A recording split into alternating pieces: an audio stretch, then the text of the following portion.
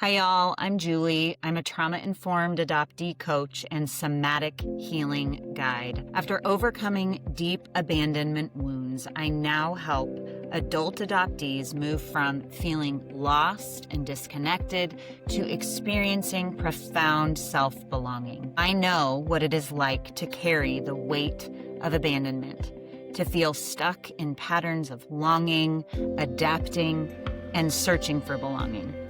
To have tried every healing modality available and come up empty.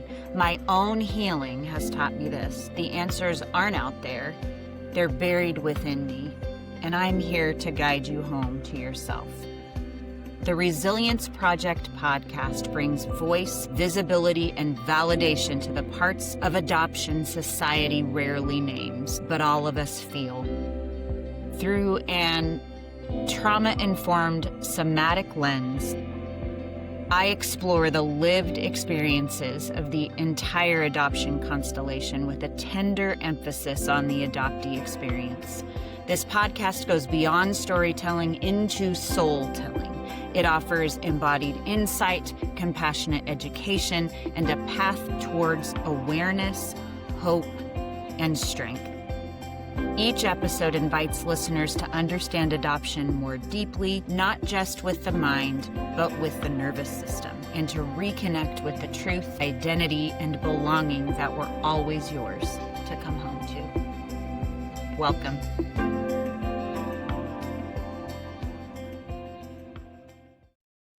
Welcome back to the podcast, everybody.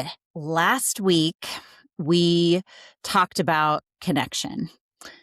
About the paradox so many adoptees live inside, longing deeply for belonging and fearing it in equal measure, about shape-shifting, about the truth that connection starts internally, and that before we can really be met by someone else, we have to be willing to bring more of ourselves into the room.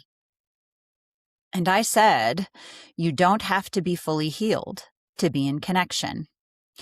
You just have to be willing to bring a little bit more of yourself. That is enough. That is actually everything.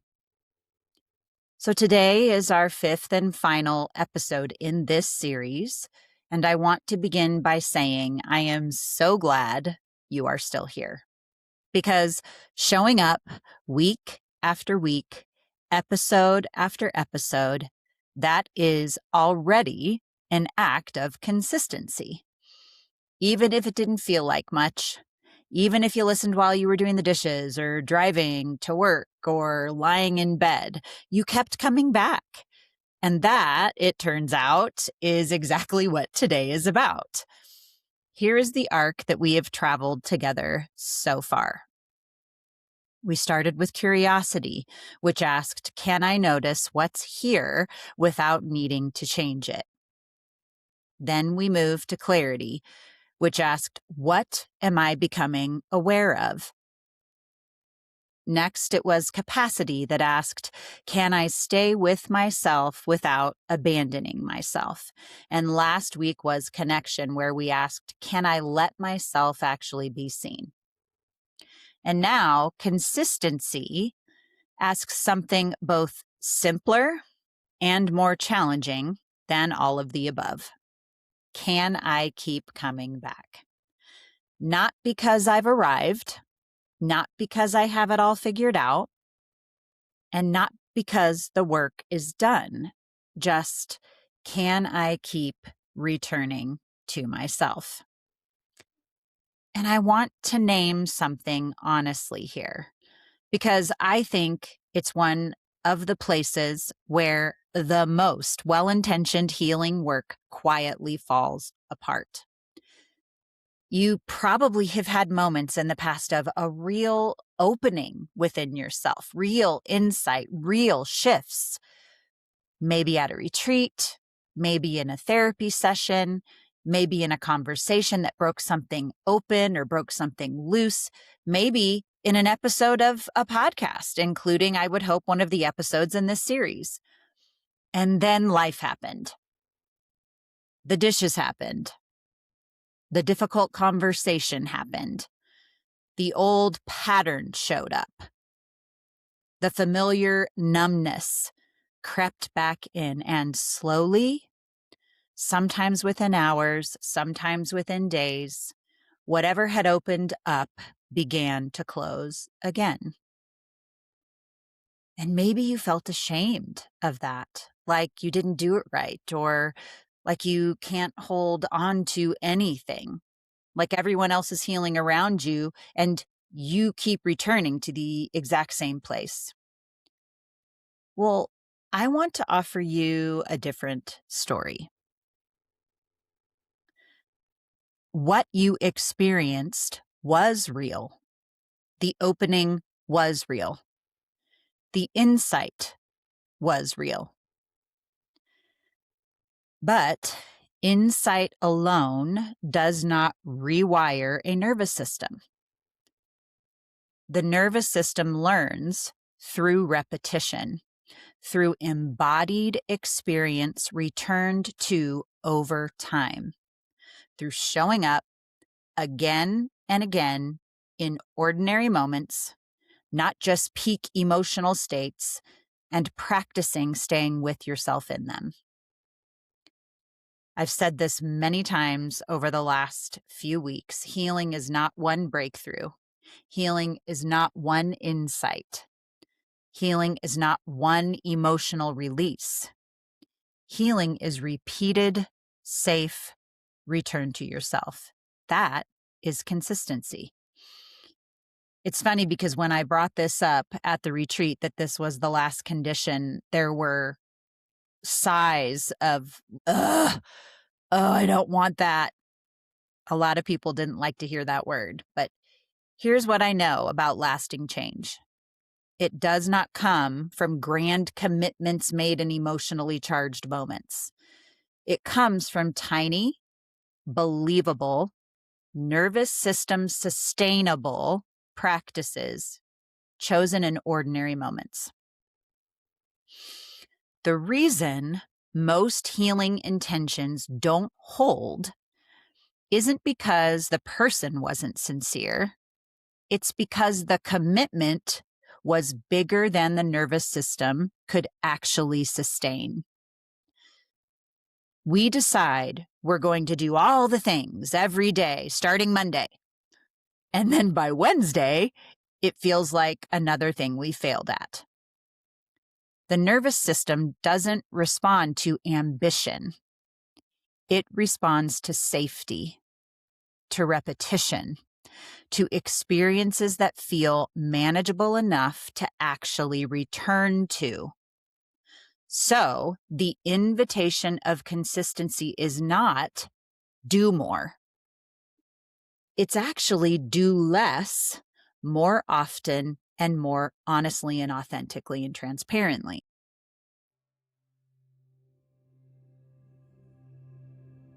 Hey, before we get back to the episode, I want to tell you about something. You know how we talk about on this podcast that healing happens relationally? I built a space for that. It is called The Refuge, and it is a monthly community membership specifically built for adult adoptees. Every month, you would get a live call with me, access to one Revolution teaching call as a guest. You also will have your own refuge portal that I'm calling Netflix for adoptees, and a community of people who actually get it, no explanation required. If you have tried a lot of things and still feel stuck, this is not more of the same. This is a trauma-informed, somatic, adoptee-specific space led by someone who has lived it. It's $47 a month or $423 for the year. You get 3 months off with the annual membership. It is open now, and I will put a link in the show notes.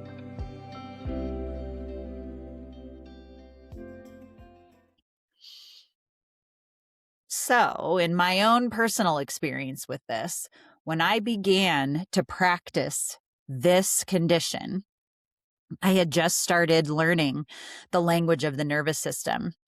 It was back in 2022, actually the summer, August of 2022. And I had started a somatic program with my dear friend, Becky, and she had recommended that I find a tool that would be my go-to.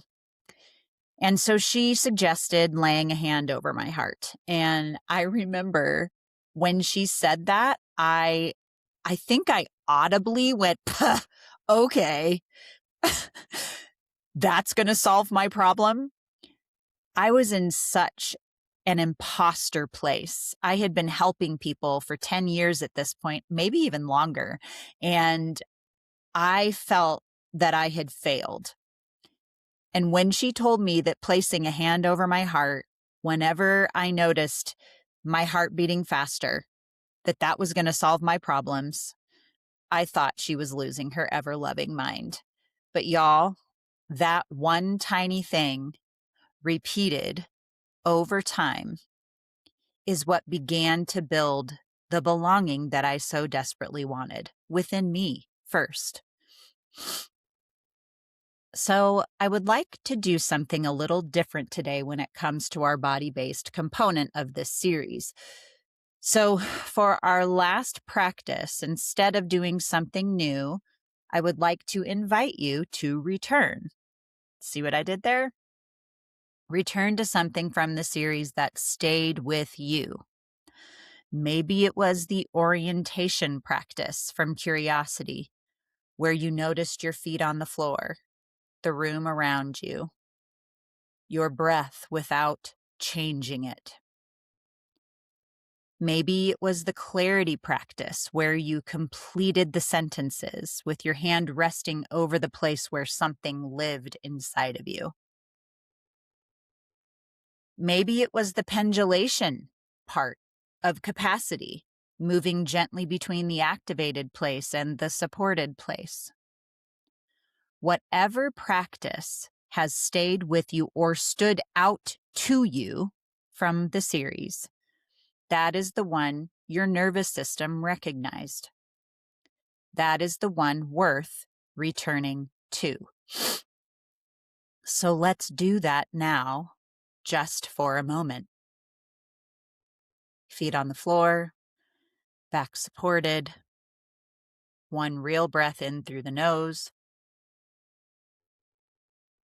and out through the mouth. And from that place, gently, I want you to choose just one thing. That's what I'd like to invite you to do. Just one. It might be a body-based practice, like a hand over your heart, like I described before. And maybe you choose to do that every morning when you wake up. One slow breath before a hard conversation. One moment of orientation when you feel yourself beginning to spiral. It might be a truth that you need to speak out loud to yourself daily.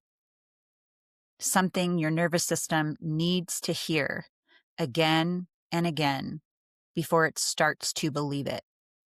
I'm not too much. I'm allowed to need connection. I don't have to earn my place here. It might be one small act of self-connection, a self-hug, or 30 seconds of checking in with yourself in the mirror rather than pushing through. It might be one moment of pause to invite curiosity, clarity, capacity, or connection. Whatever it is, it needs to be tiny, it needs to be believable, and it needs to be yours. So I'd like to pause for a minute and give you space to choose what that one next step will be, that one thing that you return to again and again. That is the whole practice.